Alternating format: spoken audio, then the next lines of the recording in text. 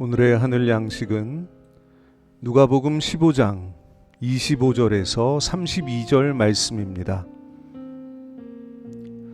마다들은 밭에 있다가 돌아와 집에 가까이 왔을 때에 풍악과 춤추는 소리를 듣고 한 종을 불러 이 무슨 일인가 물은데 대답하되 당신의 동생이 돌아왔음에 당신의 아버지가 건강한 그를 다시 맞아들이게 됨으로 인하여 살찐 송아지를 잡았나이다 하니 그가 노하여 들어가고자 하지 아니하거늘 아버지가 나와서 권한대 아버지께 대답하여 이르되 내가 여러 해 아버지를 섬겨 명을 어김이 없거늘 내게는 염소 새끼라도 주어 나와 내 벗으로 즐기게 하신 일이 없더니 아버지의 살림을 창녀들과 함께 삼켜버린 이 아들이 돌아오매 이를 위하여 살찐 송아지를 잡으셨나이다.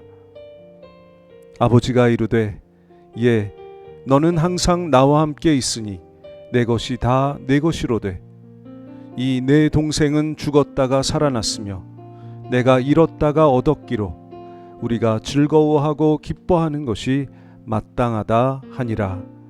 아멘. 오늘 본문은 탕자의 비유의 일부로 예수님이 바리새인과 서기관들에게 하신 말씀입니다. 예수께서 죄인을 영접하고 음식을 같이 먹는다고 수군대는 그들에게 주님은 이 비유로 진리를 가르치십니다. 들에서 일을 마치고 돌아오는데 집안에서 풍악 소리가 들립니다. 알아보니 집을 나갔던 동생이 돌아와 아버지가 잔치를 벌이셨답니다. 큰아들은 분노하며 집에 들어가고자 하지 않았습니다. 아버지가 나와서 강권했지만 도무지 받아들일 수가 없었습니다.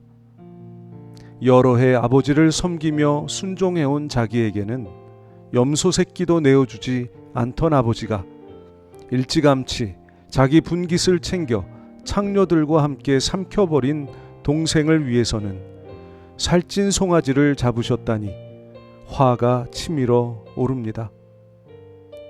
그런데 자세히 보면 큰아들의 말에는 진실이 아닌 것이 있습니다. 둘째 아들이 먼 나라에서 허랑방탕한 것은 맞지만 창녀에게 돈을 허비했다는 것은 자기 생각입니다. 또한 그는 동생이 돼지를 치며 그 먹이로 연명하던 시간들과 아버지에게 돌아오기로 결심한 과정에 대해서는 전혀 알지 못합니다. 큰아들은 동생에 대해 다 알고 있다고 생각했지만 그것은 동생의 본 모습이 아니었습니다. 자신의 부정적인 생각을 더 씌워 악한 이로 둔갑시켰습니다. 무엇보다 큰아들은 동생이 돌이켜 회개한 것을 인정하지 않았습니다. 결국 둘째 아들은 과거가 어떠하든 아버지에게 돌아와 잔치자리에 앉았지만 큰아들은 들어가지 못했습니다. 예수님은 천국이 회개한 죄인들이 하나님과 같이 축제를 벌이는 것이라고 하시면서 죄인과 이방인들을 자기 생각대로 정죄하며 이들의 회개를 인정하지 않는 바리새인과 서기관들이 오히려 천국에 들어가지 못할 것이라고 가르쳐 주신 것입니다. 이 비유의 끝까지 큰아들이 잔치에 참여해서 동생과 화해하고 기뻐했다는 기록은 없습니다. 이것은 큰아들의 몫이 아니고 바로 우리의 몫이기 때문입니다. 우리가 회개한 죄인들로 인해 기뻐하며 천국 잔치에 즐거이 참여해야 하기 때문입니다. 다름에 대한 관용이 일상적 윤리가 된 오늘의 삶에서 기독교는 이 비유의 가르침을 통해 다시 한번 이 시대에 성육해야 합니다. 하나님의 사랑에는 구별과 차별이 없음을 생활에서 어떻게 드러내고 있습니까?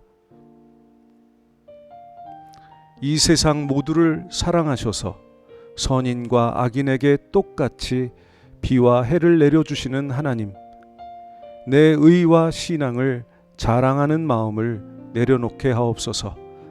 지금도 죄인이 회개하고 돌아오기를 바라시는 주님의 큰 사랑을 깨달아 하나님 나라를 위한 사랑의 도구가 되게 하여 주시옵소서. 예수님의 이름으로 기도하옵나이다. 아멘.